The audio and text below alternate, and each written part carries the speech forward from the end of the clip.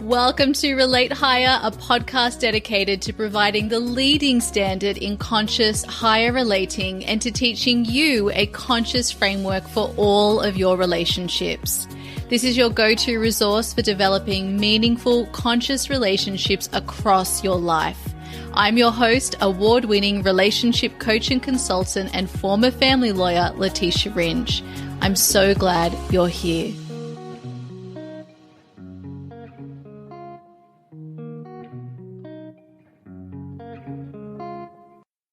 Welcome back to the podcast. Today we're going to talk about your relationship ecosystem.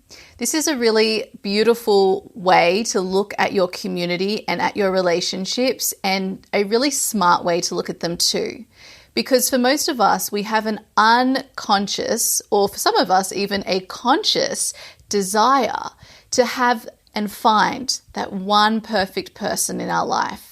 And maybe it's a romantic partner, maybe it's a friend, maybe it's someone else, but that one person, if we could just find them, that one person who was completely aligned with us, who wanted and was ready and able to meet all of our needs and desires as regards relationships and community, then we would never, ever, ever, ever, ever have to do any work again. We would never be left without feeling like our needs and desires are not being met. And if we could just have their unending loyalty to us, then we could finally feel safe and secure in the context of relationships. This is really the story that is showing up for all of us, either in the background or you're very aware of it up front. And this is why we stay stuck in terms of feeling like we have a supportive, fulfilling community around us who is really supporting us to thrive in terms of our relationship needs and desires. Now, what the truth is we cannot never possibly have one person who meets all of our relationship needs and desires. The truth is also that great relationships are not found in one person or finding the one. They are created. It's something that we have to create together. We have to nurture our relationships. We need to show up with love, with intention, with care, with awareness. And through that active nurturing, which is what I'm effectively calling a conscious relationship, you are then able to create relationships that feel like they get better and deeper over time and also meet our definition of what a successful relationship is, which we talked about in our previous episodes. So a successful relationship is actually built over a number of successful relationships, over a community, over an ecosystem, and they're also met through our conscious approach to nurturing and caring for those relationships. Now, your relationship needs and desires will change over time. Your relationship success and the definition you created for a successful relationship will also change over time. And also the people in the relationships that you're in, their definition of a successful relationship and their needs and desires will also change over time. So how do we set ourselves up for success? This is exactly why at Relate Higher, we've created the intentional relationship ecosystem concept, and it's also a process and tool that we teach you how to use. The concept is this. We want to look at all of our needs and desires and what we define as successful relationships as an ecosystem, as a community. And we want to approach meeting those definitions and needs and desires through a number of relationships, as well as across a number of different relationship areas in your life. When we look at our relationships in this way, we can get down to the details with this specific relationship area, what do I most need and desire from the people in it? What is my definition for this particular area in terms of success? And we can go even further in terms of the individual people that we are relating with, that we're in relationships with. What are those specific needs and desires that they are meeting? What am I meeting for them? And what is my definition of success for this specific relationship? This is great because it moves you away from feeling like you need to be everything for everyone in your life and expecting that you show up in the same capacity, in the same way for every single person in your life. That is just simply not sustainable. We are all nuanced. We all have different layers of ourselves, and that is a great thing. And different people will bring out those different layers. It doesn't mean that you're being inauthentic because with one specific relationship area or one specific person, you show and explore a different side of yourself. In fact, it's a great thing that you show different sides of yourself with different people. This is beautiful because it means that you're allowing yourself to be nuanced, to be layered, to have different interests, different needs. And then you're also allowing other people to be the same. So when we can get really conscious of what need and desire and what the specific definition of success is for each individual relationship within our ecosystem, we then are able to rely on more people, we're able to let more people in, we're able to reduce our expectations of ourselves and how we show up in each of our individual relationships. And it's actually just way more realistic and sustainable because this is what is happening anyway, whether we're aware of it or not. It's also really helpful because instead of discarding your relationships one after the other in search of this one perfect person that you will hopefully eventually find, you can start meeting the reality that you've probably got a lot of evidence to support, which is that it's not that you need to find the one, it's that we meet people and we then decide, well, is this person able to meet a specific need and desire of mine? And then we're able to work with what is rather than continuing the search for this unicorn person who will also be changing and evolving as we're in relationship. So maybe at the beginning of the relationship, they met absolutely everything, and then over time they don't. It's inevitable that they won't, and it's inevitable that you won't either. So this is how we set ourselves up to be unsuccessful in our relationships and also to have an unsustainable approach to our relationships that keep us always in the need for searching for the one, the better person, the person who will finally meet all of our needs and desires. Interestingly, we rarely think of ourselves in the same way, that someone searching for me to be that one person who forever will meet their needs and desires. If you find yourself thinking that way, it might feel romantic for a little bit, but then it'll start to feel really heavy and a big responsibility. And this is what happens in relationships where people feel like they're codependent. Now, remember, at Relate Higher, we think a certain amount of codependency is actually great because codependency, letting people into your life, actually helps you to be more independent. Where it gets heavy is where we feel enmeshed with the person, that we need to be everything to them and they're everything to us. And if anything happens to them or anything happens to us, then we cannot function without them. This is not what we want. We want to be in community of people where together we're supporting each other to thrive.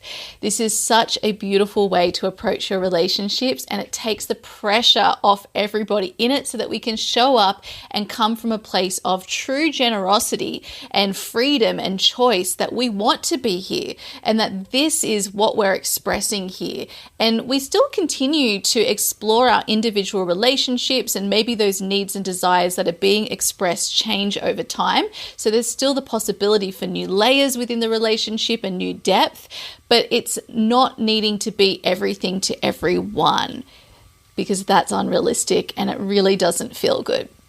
So I want you to think about your intentional relationship ecosystem as something that you are creating and also cultivating over time. So there are two parts to the relationship ecosystem, and you need to apply your consciousness, which is, remember, intention, love, and awareness, to both of these two parts. The first part is you want to make sure your community, your relationship ecosystem, is meeting your needs and desires for relationship and community. Now, if there's an absence of those desires or needs being met, the first place we're always looking at is ourselves. Where am I not meeting this need or desire within myself? That's all about creating a conscious relationship with yourself, which we will be diving into further throughout the podcast. And then the second aspect is then, well, if I'm meeting it for myself as best as I can, And what do I want in terms of relationships and having that need and desire further expressed and explored? This is beautiful because we can only go so far with ourselves. And then through a relationship, we're able to explore that particular layer to ourselves even more. So we're noticing where the gaps are. And rather than discarding the current people in your life because they're not meeting all of your needs and desires, instead we're noticing the gaps and asking ourselves, well, is there a current relationship in my life who has the capacity to meet this need and desire? When I say capacity, I mean that, well, one, you can see that they could meet that desire, but also that they want to meet that desire too. And this might involve a conversation, or it might just be you reflecting on your experiences of relating with that person to date. Or is a new community member needed in my relationship ecosystem to keep it functioning really well and to have me feeling really fulfilled by my relationship ecosystem and community?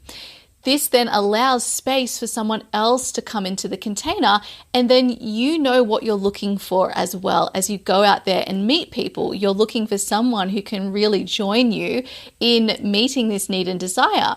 And of course, always in relationship, we're also asking ourselves, well, what am I meeting for this person? Maybe it's the same need and desire, or maybe it's different. You're each complementing each other in a different, unique way. So you want to be really aware of what that is for you so that you can deepen into that aspect of yourself when you're with them, rather than trying to be everything to the person in front of you, or even simply trying to give what you're receiving from the relationship, but that actually isn't something that they really desire.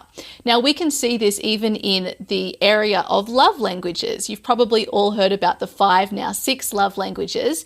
And for some of us, we're a match in terms of that love language. But for most of us, we actually have different love languages. And then even within us, we have a love language that we enjoy giving and a love language that we enjoy receiving. So it's really important to be able to distinguish what the difference is so that you're not trying to just give back the thing that you enjoy receiving. Instead, you're really being aware that there is another person here and there's something that they're getting from me that I'm actually happy to give here. And maybe it's giving both the thing that you love as well as the thing that they're really wanting. This is just going to make your connection so much deeper, and it allows you to give from a place of generosity as well as receive from a place of generosity. And then that's going to feel more reciprocal rather than needing to do the same thing, which then just feels like a pointless exchange. So that's the first part of it. We want to look at our community and ecosystem, and we want to notice where the gaps are. Can I have people who are already in my community help me to meet this, or do I need new community members? And then the second part of your intentional relationship ecosystem is recognizing that the ecosystem itself is built up and supported through the individual relationships you have with each person. So the better relationship I have with one person in the group, the better the whole community will thrive. And the reason for this is that you are having that need and desire met through that one relationship, and then therefore you're not trying to seek it in your other relationships. Now, for this to work though, you always have to start with yourself. You've got to be meeting your own needs and desires and being the embodiment of those needs and desires to the best of your ability. Now, this is an ongoing process and work. You don't need to be perfect at it. You just need to be aware of it and focused on it and doing your best at this moment in time to embody that, so that you're not coming from a place where you're just hoping that other people do something that you're not even doing for yourself.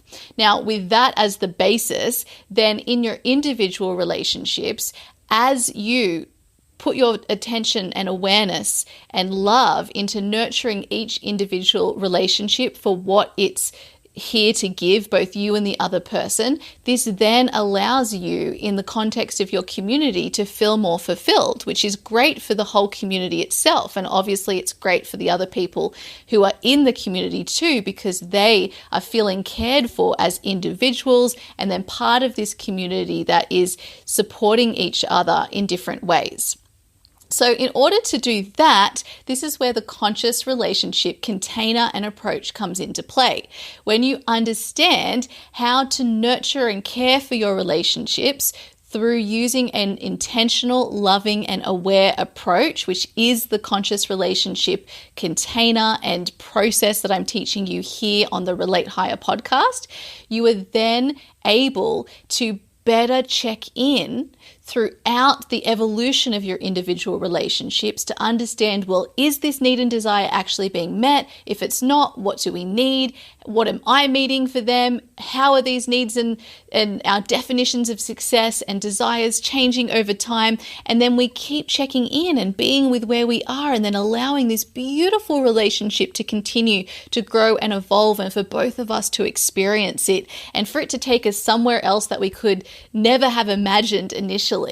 That is what is possible through having systems and tools that support your relationships individually to thrive. And that's what you'll be learning here on the podcast. So again, in terms of the relationship ecosystem, we're using the 3 different elements of the Relate Higher framework for creating successful, thriving, conscious relationships, which are being in conscious relationship with the other people in the ecosystem. We are stepping in and cultivating a conscious relationship with ourselves. And we're also meeting the phase of the overall relationship cycle that we're in right now with each individual person in our ecosystem consciously. This is what allows the overarching ecosystem to thrive. So I want you to think about, in terms of the first part, which is recognizing that it takes a community and not an individual person to feel truly fulfilled in your relationships and in your community. You want to ask yourself, are there needs and desires that are not being met right now that I could find someone within my community to cultivate and nurture those needs and desires with? Or is there space for someone new to come into my community? And now I know who it is I'm looking for and what we'll be working on together in terms of my needs and desires. And then, of course, asking yourself, what do they need and desire here that I wouldn't mind also giving them? And then the second part is recognizing that we need systems and tools in the overarching ecosystem to have it thriving well as a community, and that is built on your individual relationships. And those individual relationships are nurtured through the 3 elements that I've shared here, which are part of the Relate Higher framework for creating successful, thriving, conscious relationships. All right, we'll leave it there, and I'll see you in our next episode. Thank you for listening to Relate Higher, your go-to resource for learning how to consciously approach all of your relationships. To deepen your learning and practice, make sure you're subscribed to receive the Relate Higher community newsletter. This is a weekly newsletter sent to you every Monday, providing further coaching and education to support your relationships. Subscribe at relatehigher.com/community. And if you haven't yet left a 5-star review for the podcast, we ask that you please do that now so that this podcast can reach other listeners who also want to learn and practice conscious higher relating. Because remember, the more people who learn, the better relationships we all enjoy.